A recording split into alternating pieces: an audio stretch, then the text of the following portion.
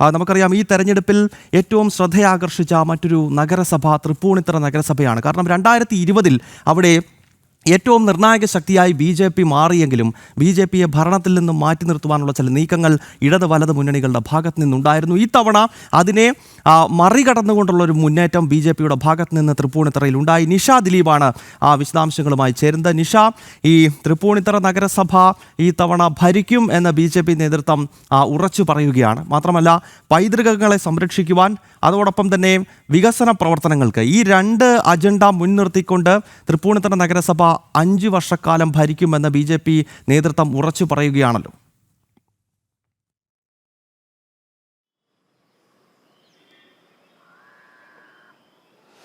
ഗൗതം, തൃപ്പൂണിത്തുറ നഗരസഭയെ സംബന്ധിച്ചിടത്തോളം അവിടുത്തെ ഏറ്റവും വലിയൊരു പ്രത്യേകത എന്ന് പറയുന്നത് ഇത്രയും കാലം, അതായത് ഈ കാലത്തിനിടയിൽ ഒരു തവണ മാത്രം UDF-നൊപ്പം നിന്ന നഗരസഭയാണ്. ബാക്കി LDF-ൻ്റെ ഒരു കുത്തക നഗരസഭ എന്ന് തന്നെ നമുക്ക് തൃപ്പൂണിത്തുറ നഗരസഭയെ പറയാം. ഇത്തവണ തൃപ്പൂണിത്തുറക്കാർ മാറ്റി ചിന്തിച്ചപ്പോൾ അല്ലെങ്കിൽ അവർ ജനഹിതം നടപ്പായപ്പോൾ BJP ആണ് ഏറ്റവും വലിയ ഒറ്റകക്ഷി. 21 സീറ്റാണ് അവിടെ BJPക്കുള്ളത്.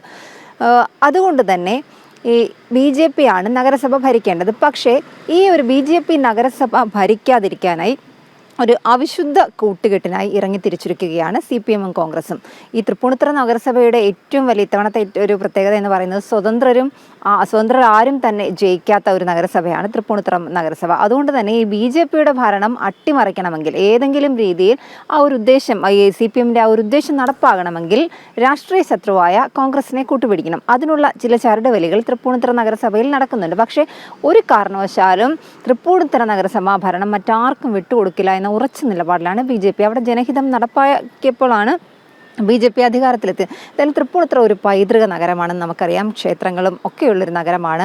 ഈ ശബരിമല പോലുള്ള വിഷയങ്ങളിലൊക്കെ തന്നെ ആദ്യം ഈ നാമജപ ഘോഷയാത്രയൊക്കെ നടത്തിയ ഒരു സ്ഥലമാണ് തൃപ്പൂണിത്തുറ. എന്തായാലും തൃപ്പൂണിത്തുറക്കാർ ഇത്തവണ BJPക്കൊപ്പം നിന്നു. അതുകൊണ്ട് തന്നെ അവിടെ ആ നഗരത്തിൻ്റെ പൈതൃകവും ഒപ്പം തന്നെ ജനകീയ പ്രശ്നങ്ങളും ഒക്കെ പരിഹരിക്കാൻ തന്നെയാണ് BJPയുടെ ശ്രമം. എന്തായാലും ഈ ഒരു അവിശുദ്ധ കൂട്ടുകെട്ടിലുള്ള നീക്കം അണിയറയിൽ നടക്കുന്നുണ്ട്. നേരിട്ട് ഒരു സഹകരണം മാത്രമേ അവിടെ നടപ്പാകുകയുള്ളൂ CPM-ഉം കോൺഗ്രസും തമ്മിൽ. കാരണം ഞാൻ നേരത്തെ സൂചിപ്പിച്ചതുപോലെ സ്വതന്ത്ര സ്ഥാനാർത്ഥികളും വിമതരും ഒന്നും തന്നെ ജയിക്കാത്ത ഒരു നഗരസഭയാണ് തൃപ്പൂണിത്തുറ.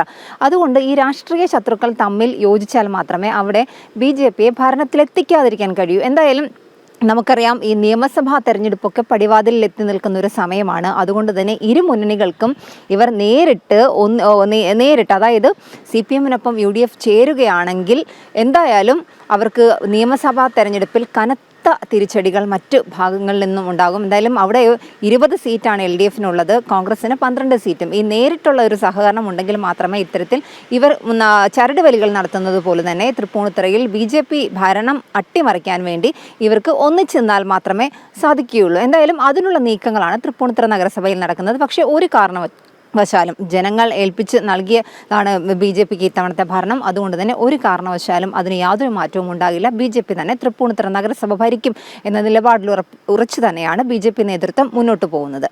ഗൗതം. ഓക്കെ നിഷ, എന്തായാലും തൃപ്പൂണിത്തുറയിൽ ഭരണം ഈ തവണ തങ്ങൾ തന്നെ നയിക്കും എന്ന് BJPയുടെ നേതൃത്വം ഉറച്ചു പറയുകയാണ്. കഴിഞ്ഞ തവണയും വളരെ നിർണായകമായ ശക്തിയായി BJP അവിടെ മാറിയിരുന്നുവെങ്കിൽ പോലും ചില രാഷ്ട്രീയ കളികളുടെ അടിസ്ഥാനത്തിൽ പ്രതിപക്ഷത്തിരിക്കേണ്ട സാഹചര്യമുണ്ടായിരുന്നു. എന്നാൽ ഈ തവണ എല്ലാ നീക്കങ്ങളെയും ഒഴിവാക്കിക്കൊണ്ട് അവിടെ ഭരണത്തിൽ ഏറാനുള്ള ചില കളികൾ BJPയുടെ ഭാഗത്ത് നിന്ന് ഉണ്ടാകും എന്നാണ് നിഷ ദിലീപ് റിപ്പോർട്ട് ചെയ്യുന്നത്. ചില പ്രേക്ഷകർ കൂടി നമ്മുടെ കമൻറ്റ് ബോക്സിൽ പ്രതികരിക്കുന്നുണ്ട്. സന്ദീപ് എന്ന പ്രേക്ഷകൻ പറയുന്നത്, അനന്തപുരിയുടെ തെരുവീതികളിൽ അനന്തപത്മനാഭൻ്റെ തീർത്ഥക്കുളത്തിൽ താമര വിടർന്നു എന്നതാണ്. തിരുവനന്തപുരം കോർപ്പറേഷനിലെ BJPയുടെ വിജയത്തെ പറ്റിയാണ് അദ്ദേഹം സൂചിപ്പിക്കുന്നത്. RK വൈകുണ്ഠം എന്ന പ്രേക്ഷകൻ ഒരു കാര്യം സൂചിപ്പിക്കുന്നത്, ഈ 6% വോട്ടുള്ളപ്പോഴാണ് BJP ത്രിപുര എടുത്തത് എന്നതാണ്. അതൊരു വസ്തുതയാണ്. ത്രിപുരയിൽ BJP ഭരണം പിടിക്കുന്നത് 2018 മാർച്ച് മാസത്തിലാണ്.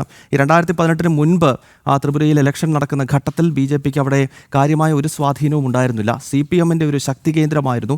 ഏതാണ്ട് 19 വർഷക്കാലം മാണിക് സർക്കാർ അവിടെ മുഖ്യമന്ത്രിയായി തുടർന്നു എന്നതാണ്. അതിന് മുൻപും CPM-ൻ്റെ മുഖ്യമന്ത്രിമാരായിരുന്നു രാജാ ദശരഥ ദേവ് എന്നൊക്കെ പറഞ്ഞ, അല്ലെങ്കിൽ നൃപൻ ചക്രവർത്തി. ഇവരൊക്കെ ത്രിപുരയിലെ CPM-ൻ്റെ മുഖ്യമന്ത്രിമാരായിരുന്നു. BJPക്ക് അങ്ങനെ ഒരു സ്വാധീനവും ഉണ്ടായിരുന്നില്ല. പക്ഷേ 2018 തെരഞ്ഞെടുപ്പിൽ അവിടെ വലിയ അട്ടിമറി പോലെ നടത്തിക്കൊണ്ട് BJP വിജയിക്കുന്നത് നമ്മൾ കണ്ടതാണ്. സുനിൽ ദേവ്ധറിനെ പോലെയൊക്കെയുള്ള നേതാക്കളെ ത്രിപുരയിൽ കൊണ്ടിറക്കിക്കൊണ്ടുള്ള പ്രചരണം BJP നടത്തുകയും അത് ഫലം കാണുകയും ഒക്കെ ചെയ്തിരുന്നു. ഒരുപക്ഷെ അതിന് സമാനമായ സാഹചര്യം ഇപ്പോൾ കേരളത്തിൽ രൂപപ്പെടുന്നുവെന്നാണ് പ്രേക്ഷകൻ ചൂണ്ടിക്കാണിക്കുന്നത്. അതൊരു വസ്തുതയാണ്.